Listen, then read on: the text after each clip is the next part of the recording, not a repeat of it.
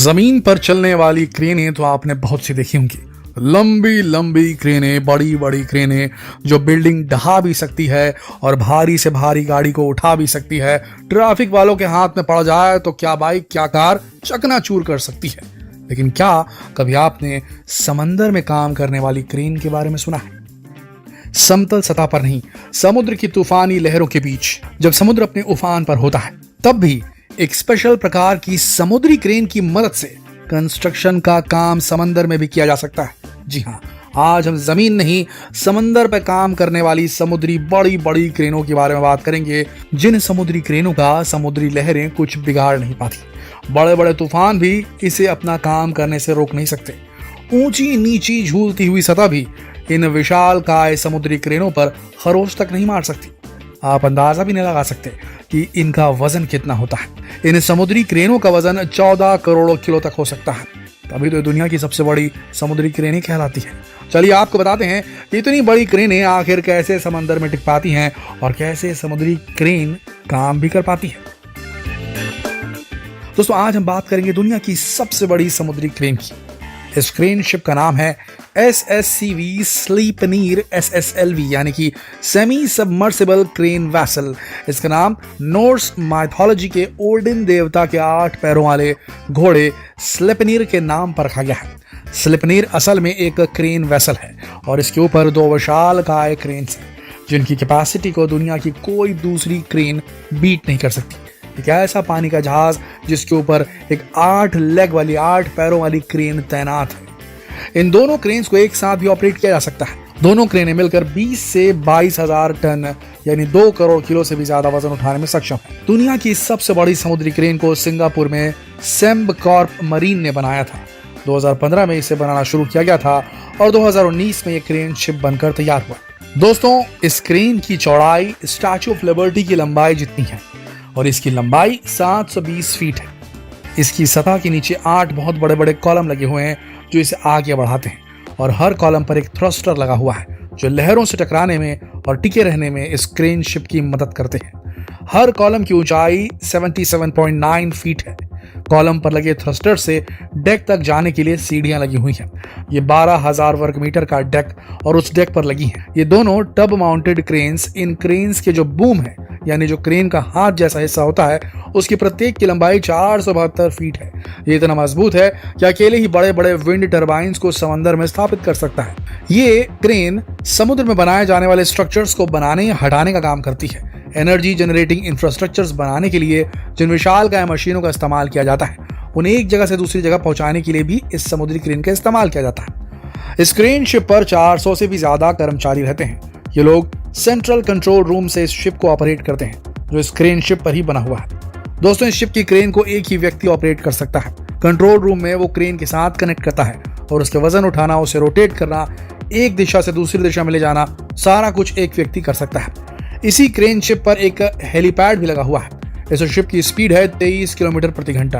दोस्तों, ये ship LNG fuel पर चलता है यानी लिक्विफाइड नेचुरल गैस, जिसे कूल डाउन करके लिक्विड फॉर्म में रखा जाता है। अपने ईज और सेफ्टी के लिए ये फ्यूल इसके नीचे लगे हुए 8 कॉलम्स के अंदर बने हुए विशाल बॉल नुमा टैंक्स के अंदर होता है। इसे -160 डिग्री टेम्परेचर पर रखना पड़ता है क्योंकि इतने टेम्परेचर पर ही ये गैसियस फ्यूल लिक्विड फॉर्म में रह पाएगा।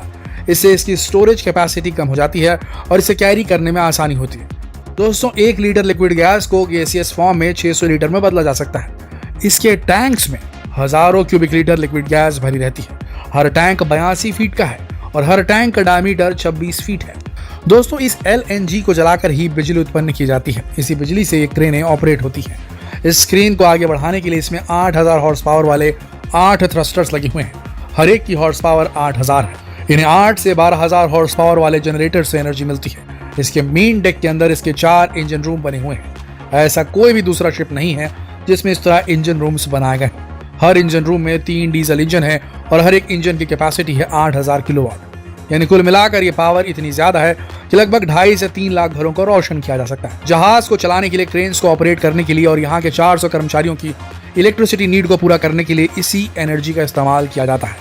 दोस्तों, 2 करोड़ किलो का वजन उठाते समय बहुत ज्यादा सावधानी बरतनी पड़ती है क्योंकि ऐसे में जहाज को स्थिर रखना बहुत चैलेंजिंग है। ये काम इतना खतरनाक है कि जहाज पलट भी सकता है क्योंकि जब क्रेन इतना ज्यादा वजन उठाएगी तो उसका बैलेंस बिगड़ जाएगा और क्रेन के बूम नीचे की तरफ डूबने लगेंगे और पूरे शिप को ही अपने साथ ले डूबेंगे। इस बैलेंस को मेंटेन करने के लिए शिप के दूसरे छोर पर भी सेम वेट होना चाहिए, उतना ही जितना क्रेन ने उठाया हुआ है। इसके लिए क्रेन शिप के नीचे 2 बड़े पॉन्टून लगाए हुए हैं, जिनके अंदर 42 ब्लास्ट टैंक्स हैं, जिन्हें पानी से पूरा भरा जा सकता है। पानी से भरने के लिए पंप्स और वॉल्व्स भी हैं, जिससे जरूरत पड़ने पर सेम वजन का पानी इन पॉन्टून्स में भरा जाता है और जरूरत ना हो तो बाहर निकाल दिया जाता है। इससे क्रेन शिप 36 मीटर की गहराई तक डूबा रह सकता है, जिससे ये पलटता नहीं है। जितना गहरा ये रह पाएगा उतना ये शिप स्टेबल रहेगा।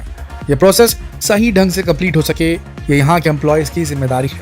पानी पूरा भर जाने के बाद शिप का वजन 14 करोड़ किलो से बढ़कर 30 करोड़ किलो तक पहुंच जाता है। जरूरत के अनुसार पानी का वजन बढ़ाया या घटाया जा सकता है। दोस्तों, जब भी दुनिया के इस सबसे बड़े भारी मालवाहक जहाज को समुद्र में कोई ढांचा बनाने के लिए इस्तेमाल किया जाता है तो सबसे बड़ा चैलेंज होता है इसे एक जगह टिकाए रखना, इसे हिलने से रोकना, क्योंकि स्ट्रक्चर्स बनाते समय बड़ी बारीकी से उसके ऊपर जरूरी चीजें फिट करनी होती है। अगर जहाज हिलेगा तो स्ट्रक्चर बनाने का काम ये कर ही नहीं पाएगा। समुद्र में मौजूद तेज करंट, हवाएं, लहरें और वहां का पूरा मौसम ऐसा होता है जहां इतना वजनदार क्रेन शिप भी स्थिर नहीं रह सकता। लेकिन जैसा कि हमने बताया, स्थिर रहना तो जरूरी है, तो इसके लिए जहाज के इंजीनियर्स ने थ्रस्टर्स को कंप्यूटर से कनेक्ट किया हुआ है। इन कंप्यूटर के जरिए ही कंट्रोल किया जाता है। कंप्यूटर के सेंसर जहाज पर मौजूद फोर्स को कैलकुलेट करते हैं। उस कैलकुलेशन से ही इस शिप को चलाने वालों को यह पता चल पाता है कि इस शिप को जिस जगह लेकर जाना है उसे कैसे वहां तक पहुंचाए। कंप्यूटर की मदद से जहाज को स्थिर रखना बहुत आसान हो जाता है। इसके बाद एक चैलेंज है क्रेन के वजन उठाए ही उसे 360 डिग्री एंगल तक घुमा पाना। इससे कर्मचारियों का कहना है कि वजन को उठाना तो आसान है, असली चैलेंज है इस वजन को वहां तक पहुंचाना जहां इसे रखना है। क्रेन को वजन के साथ चारों तरफ घुमाने के लिए इसमें रोलर बियरिंग लगाया हुआ है और ये रोलर बियरिंग दुनिया का सबसे बड़ा रोलर बियरिंग है। इसका डायमीटर 98.5 फीट। इस रोलर बियरिंग में 5000 छोटे एलिमेंट्स हैं जो क्रेन को घुमाने में मदद करते हैं। यह बियरिंग कई हिस्सों में बटा हुआ है।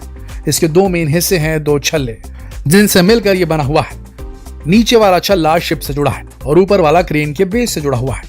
इनके दोनों के बीच में ही रोलर जुड़े हुए हैं, जिनकी वजह से एक क्रेन घूम पाती है। इसका रोलर बियरिंग सिस्टम इतना मजबूत और टिकाऊ है कि 42 लाख किलो की एक क्रेन 2 मिनट में 360 डिग्री एंगल पर घूम जाती है।